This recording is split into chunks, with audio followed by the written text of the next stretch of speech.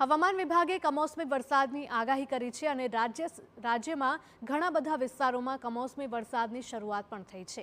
ત્યારે ગીર સોમનાથ જિલ્લામાં મગફળી પકવતા ખેડૂતો પર ચિંતાના વાદળ ઘેરાયા છે।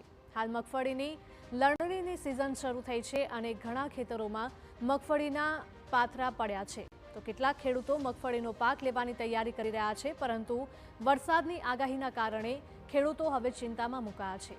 વરસાદની આગાહીના કારણે ખેડૂતોએ હવે મગફળીની લણણી શરૂ કરવાનું થોડા સમય માટે મુલતવી રાખ્યું છે, પરંતુ જે ખેડૂતોએ પહેલેથી જ મગફળીની લણણી કરી લીધી છે તેઓ ચિંતામાં મુકાયા છે। જો આવા સંજોગોમાં વરસાદ પડશે તો ખેડૂતોના હાથમાં કશું જ નહીં આવે અને ખેડૂતોની કમાણી પર વરસાદી પાણી ફરી વળશે। લગન એક અઠવાડિયું વરસાદ વહરે તો ખેડૂતોને આમાં કોઈ વસ્તુ હાથમાં આવે નહીં। એ ઢોરનો સારો જાય, આ માંડવી પણ છે એ આખી કાળી થઈ જાય ને ઓહળો હોય એ પણ ઉગી જાય ને વધુ વરસાદ થાય તો એ પાણીનો ભાગ હોય તો એમાં પાથરાય તણાઈ જાય। એટલે આવી હાલત ખેડૂતોની છે।